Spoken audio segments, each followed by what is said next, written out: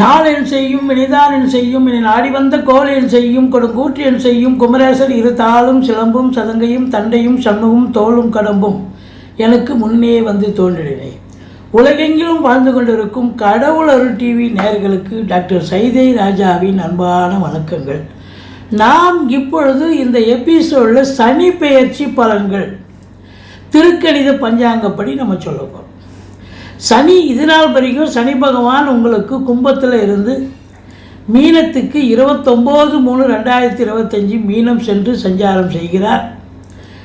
இந்த சனி பகவான் மீனத்தில் 2.5 ஆண்டு காலம் இருப்பார். சுமார் இந்த 2.5 ஆண்டு காலம் சனி பகவான் மீனத்தில் இருந்து 12 ராசிகளுக்கும் எப்பேற்பட்ட பலனை வழங்கப் போகிறார் என்பதை ஒவ்வொரு ராசியாக பார்க்க போகிறோம். இந்த சனி பகவான் பொறுத்தவரையிலையும் பார்த்தீங்கன்னாக்கா வயதுக்கு ஏற்ற ஒரு பலனை கொடுப்பார். இப்போது 7.5 சனி நடக்குதுன்னா 19 வயசுக்குள்ளே இருக்கிறவங்களுக்கு ஒரு பிரச்சனைகள், அதாவது படிப்பில் கவனம் இருக்காது, மார்க் ஸ்கோர் பண்ண முடியாது அப்படிங்கிற ஒரு நிலை. 19 வயசுக்கு மேலே இருக்கிறவங்களுக்கு இதுதான் வாழ்க்கை, இதுதான் பாதை, இதுதான் பயணம்னு நல்லது செஞ்சுட்டு போவோம். ஆனால் ஃபஸ்ட் ரவுண்டு ஒஸ்ட்டு ரவுண்டுன்னு சொல்லணும், second round always best round. Tension இருக்கும், இருந்தாலும் ஜெயிப்பாங்க. கடைசியில் வாழ்க்கையை செம்மைப்படுத்திட்டு போகும், சீர்படுத்திட்டு போகும்னு சொல்லணும். ஆனால் இந்த சனி பெயர்ச்சினாலே ஜனங்களுக்கு ஒரு பெரிய அலர்ஜி தாங்க. இப்போது குரு பெயர்ச்சி இதெல்லாம் அந்தளவுக்கு ஜனங்க ஒரு பயம் அவங்கக்கிட்ட இல்லை. ஆனால் சனி பெயர்ச்சினால ஐயோ சனி ஜாதக என்னுடைய ராசிக்கு எங்கெங்கே வராரு, எதோ பிரச்சனை பண்ணிடுவாரா, எதோ கெடுதல் பண்ணிடுவாரா அப்படிங்கிற ஒரு பயம் இருக்குது ஜனங்கக்கிட்ட. அதாவது சனி பகவான் சனி பகவானுடைய நிலை சனி பாதித்தால் என்னென்ன பிரச்சனைகள் வரும் அப்படின்னு பார்த்தீங்கன்னா, சனி கர்மகாரகன், தொழில்காரகன், உத்தியோகக்காரகன்னு பேர். அப்போது வேலையில் ஒரு சுவராசி இருக்காது சனி பாதித்தா. சனி நீச்சம் அடைஞ்சாலோ மற்ற தீய ஸ்தானங்களில் போய் அமர்ந்தாலோ அப்படின்னு. அதே நேரத்தில் மன அழுத்தத்தை கொடுக்கும், மற்றபடி நீர் சம்பந்தப்பட்ட வியாதிகளை தரும். இந்த சனி பகவான் முதல் ரவுண்டு படிப்பை கெடுக்கும்னு சொன்னோம் இளம் பிராயத்தில். 2வது ரவுண்டு 19 வயசுக்கு மேலே இருக்கிறவங்களுக்கு டென்ஷன் இருந்தாலும், பரபரப்பு இருந்தாலும், மன உளைச்சல் இருந்தாலும், டார்ச்சர் இருந்தாலும் கடைசியில் ஜெயிக்கக்கூடிய தருணம். கடைசி 7.5 வருஷத்தில் 5 வருஷம் டென்ஷனாக இருப்பாங்க, கடைசி 2 வருஷம் சாதிப்பாங்கன்னு சொல்லலாம். ஆனால் 3வது சுற்று ஒரு 50 வயசுக்கு மேலே வரும். அது பார்த்திங்கன்னா உடலை பாதிக்கக்கூடிய ஒரு நிலை இருக்கும். மற்றபடி இந்த சனிக்கு பிரீத்தி பண்ணிக்கிறது நல்லது. சனி பகவான் வழிபாடு, ஆஞ்சநேயர் வழிபாடு செய்துகிறது ரொம்ப நல்லது. இப்போது இந்த சனி பகவான் ஒரு ராசியில் 2.5 வருஷம் அதிகபட்சமாக அவர் அங்கே இருக்கக்கூடிய ஒரு நிலை. சனி மந்தன்னு ஒரு பேர் இருந்தாலும் எடுத்த உடனே ஒரு ஆட்சி, அதாவது சனி தசை நடந்தாலோ இல்லை 7.5 சனியில் கொடுக்கணும்னு நினச்சாலோ எடுத்த உடனே கொடுத்துட மாட்டார். ரொம்ப சோதனைகளை கொடுத்து பிறகு தான் தருவார். சனி தசை நடக்கிறவங்க யோக தசையாக இருந்தால் கூட பார்த்தா எடுத்த உடனே அவங்களுக்கு பலன் கிடைக்காது, படிப்படியாக தான் கொடுக்கக்கூடிய ஒரு நிலை. மற்றபடி வாங்க ராசிக்குள் செல்லலாம், ஒவ்வொரு ராசியாக பார்க்கலாம். கணவன் மனைவி பிரச்சனை தீர, பிரிந்தவர்கள் ஒன்று சேர, தகாத உறவில் இருந்து விடுபட, செய்வினையை செய்தவருக்கே திருப்பிவிட, எதிரிகள் உதிரிகளாக, வழக்கில் வெற்றி காண, வியாபாரத்தில் முன்னேற்றம் அடைய, பணம் பொன் பொருள் சேர 11 நாளில் உங்களது அனைத்து பிரச்சனைகளும் கேரள முறையில் பிரசன்னம் பார்த்து சரி செய்யப்படும். உடனே தொடர்பு கொள்ளுங்கள் ஜெயா டிவி புகழ் மேல்மருவத்தூர் ஞானகுரு அவர்களை. கும்பராசி அன்பர்களுக்கு வணக்கம். கும்பராசி காலபுருஷனுக்கு 11வது ராசி. சனி பகவான் ஆட்சி பெறும் வீடு மூலத்திரிகோண வீடு. இது நாள் வரைக்கும் சனி பகவான் கும்பத்தில் தான் இருந்தார். இப்பொழுது மீனம் சென்று சஞ்சாரம் செய்கிறார். 29/3/2025 மீனம் சென்று விட்டார். இப்போ 2ஆம் இடம், கும்பத்துக்கு 2ஆம் இடம், அதாவது இந்த கும்பராசி அன்பர்களுக்கு 7.5 சனி போயிட்டுருக்கு. இந்த 7.5 சனி அப்படின்னு பார்த்தீங்கன்னா உங்களுக்கு 19 வயசுக்குள்ளே இருக்கிறவங்களுக்கு முதல் ரவுண்டு கொஞ்சம் பிரச்சனையை கொடுக்கும். படிப்பில் ஆர்வம் காட்ட மாட்டாங்க, மார்க்கு ஸ்கோர் பண்ண முடியாது அப்படிங்கிற ஒரு நிலை. இந்த 19 வயசுக்கு மேலே 2வது சுற்று நடக்கிறவங்களுக்கு பார்த்தீங்கன்னா இதுதான் வாழ்க்கை, இதுதான் பாதை, இதுதான் பயணம்னு நல்லது பண்ணிட்டு போகும். இதுதான் அங்கே நீங்கள் சங்கடம் தீர்க்கும் சனி பகவானை மங்களம் பொங்க மனம் வைத்தருள்வார் சச்சரவின்றி சனீஸ்வர தேவை இச்சகம் வாழ்க இன்னருள் தாத்தா. இந்த ஸ்லோகத்தை சொல்லுங்கள். சனிக்கிழமை தோறும் எள்ளெண்ணெய் தீபம் இட்டு வாருங்கள். நிச்சயமாக உங்களுக்கு எந்த ஒரு பிரச்சனையும் ஏற்படாத வண்ணம் தலைக்கு வருது தலைப்பாயிட போகும்னு சொல்லலாம்.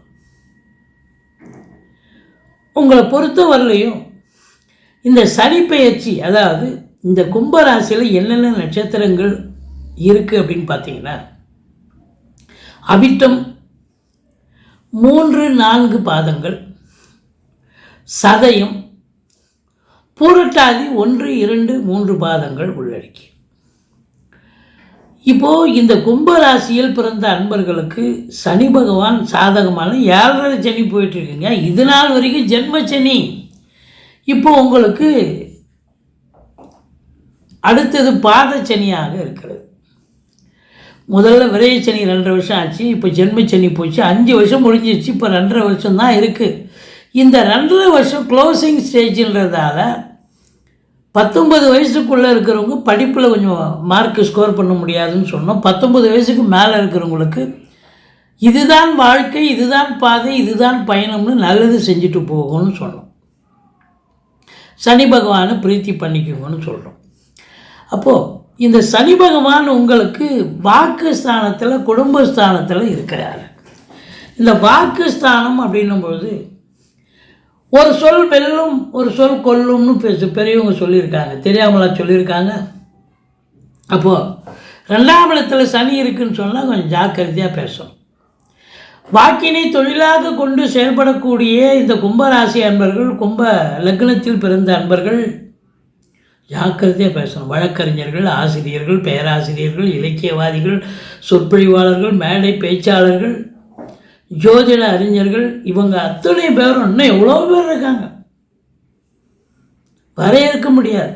வாக்கினை தொழிலாக கொண்டு செயல்படக்கூடியவர்கள் அவங்கெல்லாம் ரொம்ப ஜாக்கிரதையாக, ஒரு வார்த்தை விட்டுட்டா போச்சு, அதை வச்சு உங்களுக்கு பிரச்சனை கொண்டு வந்துடுவாங்க. அதனால் எச்சரிக்கையாக இருக்கணும். அது மட்டும் இல்லை, குடும்பஸ்தானத்தில் சனி இருக்குது, குடும்பத்தை நல்லா பிரிக்கும். கணவன் மனைவி சண்டை சச்சரவு பிரச்சனைகள், பஞ்சாயத்து, இப்போ கோர்ட்டு கேஸுன்னு இழுத்து விட்டுரும். அப்போ எல்லாரும் பிரிஞ்சிருவாங்க, கோர்ட்டு கேஸுக்கு போயிடுவாங்கன்னு அர்த்தம் கிடையாது. சாதாரணமாகவே சண்டை வரும் குடும்பத்தில். கணவன் மனைவி கிட்ட சண்டை வரும். விட்டு கொடுத்து போகிறவங்களுக்கு வாழ்க்கை ஜெயிக்கும். விட்டு கொடுக்காமல் நீயா நானான்னு போட்டி போட்டால் வாழ்க்கை வெளியில் இருக்கிறவங்க வேடிக்கை பார்ப்பாங்க. அப்போ நீங்கள் தோற்று போயிடுவீங்க. அதாங்க இருக்கிற. ஆனால் கணவன் மனைவியிடையே கருத்து வேறுபாடு வந்தாலும், சண்டை சச்சரவு வந்தாலும் விட்டு கொடுத்து போவது தான் சிறப்பு. விட்டு கொடுக்கணுங்க. விட்டு கொடுத்தால் ஜெயிப்போம், கண்டிப்பாக ஜெயிப்போம் வாழ்க்கையில். எங்கேயும் சரி, விட்டு கொடுத்துட்டீங்க, ஒருபடி தாழ்ந்து போயிட்டீங்க, தாழ்ந்தவர் தங்கமாவார்.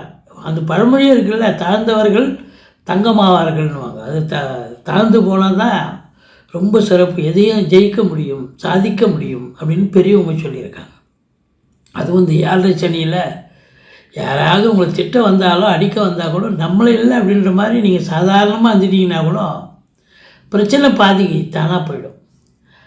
அப்படி ஒரு நிலை உங்களை தேடி வரும் பிரச்சனைகள். அப்போ நீங்கள் சுதந்திரமாக நடந்துக்கணும். நீங்கள் ஸ்பிரிட்டாக இருக்கக்கூடாது, ரொம்ப ஸ்போர்ட்ஸிவாக இருக்கக்கூடாது. கொஞ்சம் மெத்தனமாக அப்படியே கொஞ்சம் சாதுவாக அப்படியே கொஞ்சம் இருந்தீங்கன்னா தான் ஓரளவுக்கு பிரச்சனையை சமாளிக்க முடியும் அப்படின்னு சொல்லலாம். இந்த சனி பகவான் 2ல் இருக்கார், குடும்பத்தை பிரிப்பார்னு சொன்னோம். வருமானத்தில் தடை ஏற்படும். வரவேண்டிய காசு பணம் வராது. நீங்கள் கொடுக்குறவங்க உங்களை கையை இது பிடிச்சி சொக்காயை பிடிச்சி கரெக்டாக கேட்டு வாங்கிடுவோம்.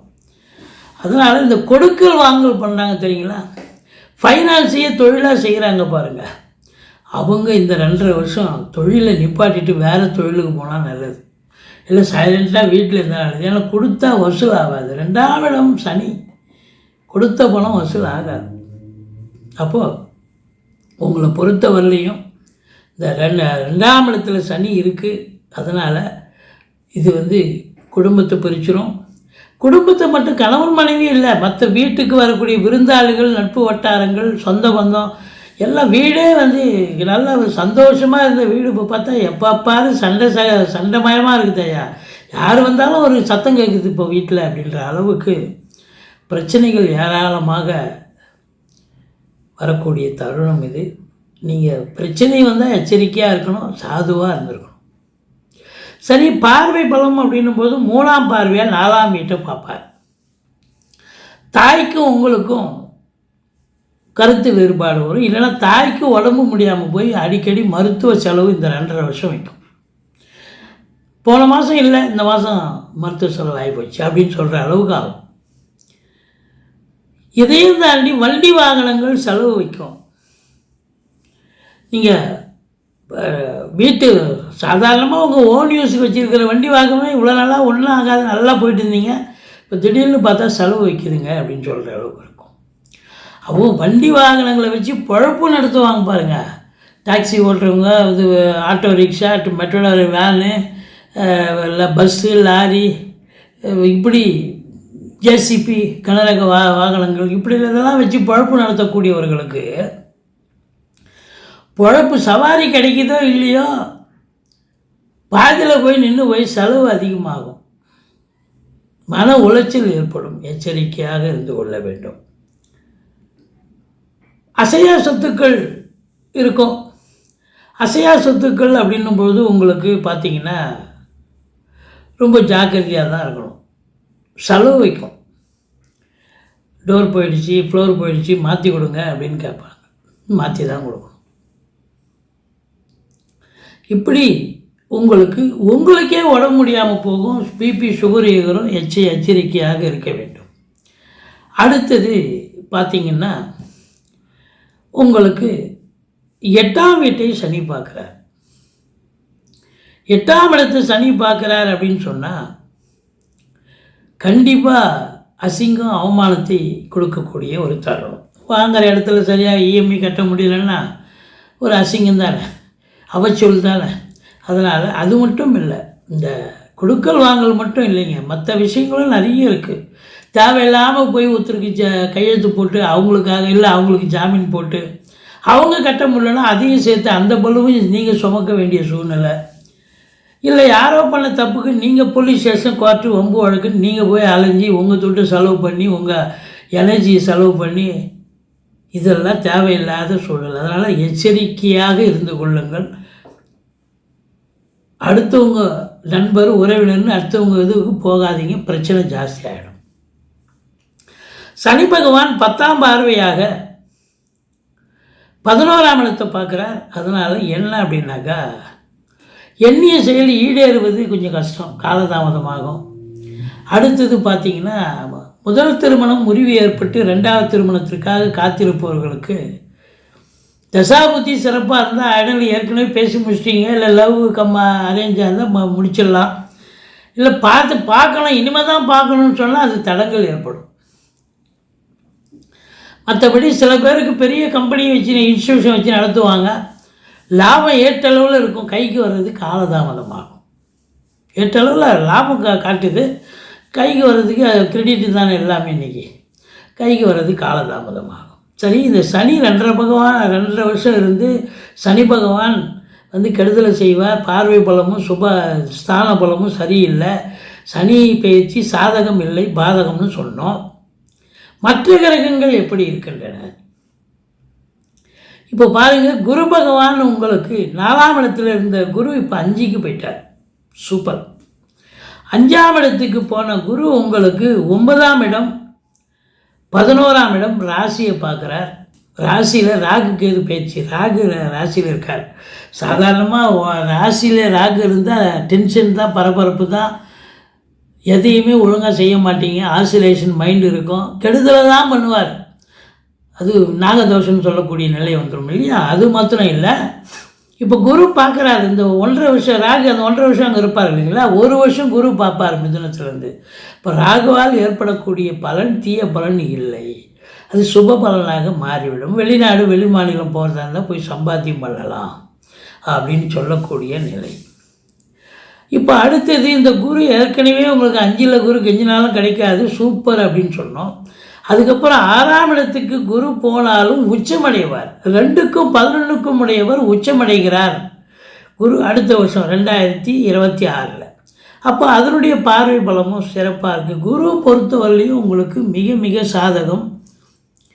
ராகு உங்களுக்கு ஓரளவுக்கு நன்மைகளை தருவார். கேது உங்களுக்கு 7ஆம் இடத்தில் இருக்கிறதால கணவன் மனைவியிடையே கருத்து வேறுபாடு வரும்.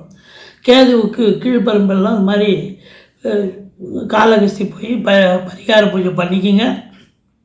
பிள்ளையாரை வேண்டிக் கொள்ளுங்கள், பிள்ளையாரை நமஸ்கரித்து கொள்ளுங்கள். மற்றபடி இந்த ராசி அன்பர்களுக்கு கொஞ்சம் எச்சரிக்கை தேவை, சூதனமாக நடந்துக்குங்க. நீங்கள் ரொம்ப எச்சரிக்கையாக இருந்தீங்கன்னா சாதிப்பீங்க. மற்றபடி எங்களுடைய வீடியோ பிடிச்சிருந்தால் லைக் பண்ணுங்கள், ஷேர் பண்ணுங்கள், சப்ஸ்கிரைப் பண்ணுங்கள், மறக்காமல் சப்ஸ்கிரைப் பண்ணுங்கள். நன்றி, வாழ்க வளமுடன். கடவுள் அருள் டிவியை பார்த்தமைக்க நன்றிகள். மேலும் இது போன்ற தகவல்களை தெரிந்து கொள்ள கடவுள் அருள் டிவியை சப்ஸ்கிரைப் செய்யுங்கள். மறக்காமல் பெல் ஐக்கானை கிளிக் செய்யுங்கள். கணவன் மனைவி பிரச்சனை தீர, பிரிந்தவர்கள் ஒன்று சேர, தகாத உறவில் இருந்து விடுபட, செய்வினையை செய்தவருக்கே திருப்பிவிட, எதிரிகள் உதிரிகளாக, வழக்கில் வெற்றி காண, வியாபாரத்தில் முன்னேற்றம் அடைய, பணம் பொன் பொருள் சேர 11 நாளில் உங்களது அனைத்து பிரச்சனைகளும் கேரள முறையில் பிரசன்னம் பார்த்து சரி செய்யப்படும். உடனே தொடர்பு கொள்ளுங்கள் ஜெயா டிவி புகழ் மேல்மருவத்தூர் ஞானகுரு அவர்களை.